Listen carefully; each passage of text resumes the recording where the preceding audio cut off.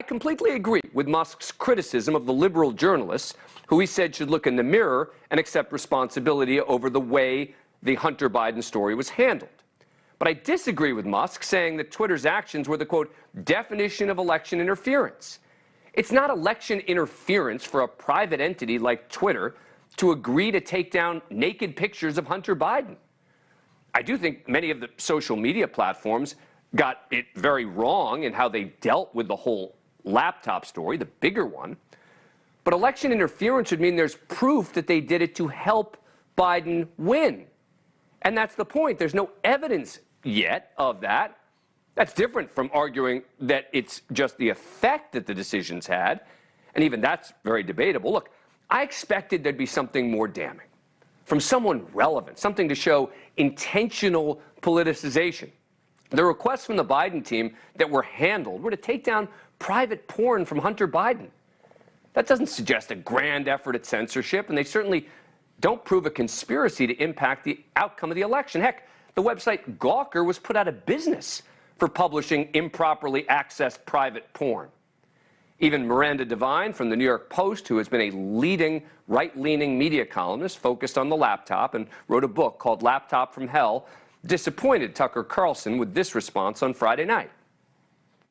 Look, I think we've seen quite a bit that's useful. It's not really the smoking gun we'd hoped for. It's not, if that's what you've been hoping for. And anyone who tells you we've seen otherwise thus far, it seems to me, is looking at it through red-tinted glasses.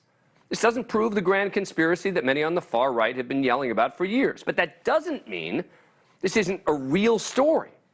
And those on the left who go after Taibbi or even Musk for releasing the information, particularly left-leaning journalists, are being total hypocrites.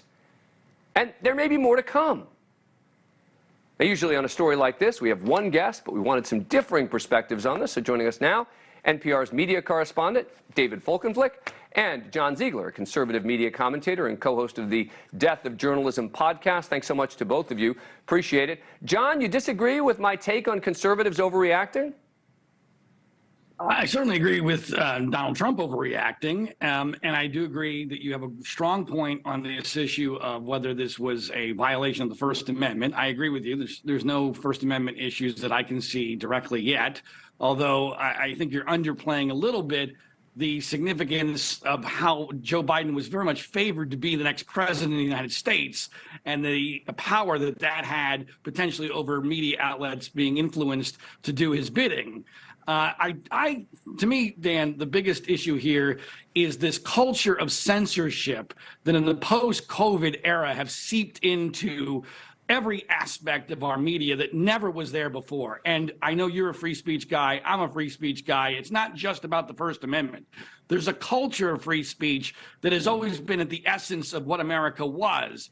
And the fact that we're losing that, and that the media now seems to be very distrusting of the public having the information to be able to do what they want with, is very disturbing to me. And by the way, this trust thing works both directions. The media has lost the trust of the people, and the people clearly have lost the trust of the mainstream media because the mainstream media doesn't want them to have all the information so that they can make their decisions. David, what do you make of all of the mainstream journalists, some overtly left-leaning journalists, who were attacking the messenger here, Matt Taibbi, for reporting on this, calling him a hack, calling him a PR guy, et cetera?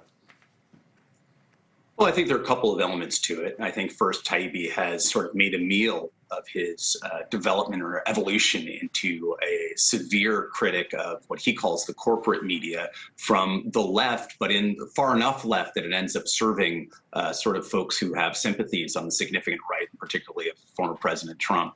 Taibbi, on the other hand, is scored some points in some of his criticisms, I would say. In terms of his presentation of this, it was breathless. It was instantaneous. It was on Twitter. Presumably that was among the requirements that Elon Musk placed upon him so that he would get this enormous cache of documents. He said he did this in an extraordinary 96-hour period in which he flew cross-country twice and also went up to Canada to debate others about the nature of the current moment we live in and whether or not the media should be trusted. Maybe this could have been slowed down a little bit. Thank you for watching. Go to newsnationnow.com to find NewsNation on your cable provider. And don't forget to click the red subscribe button below to get more of NewsNation's fact-driven, unbiased coverage.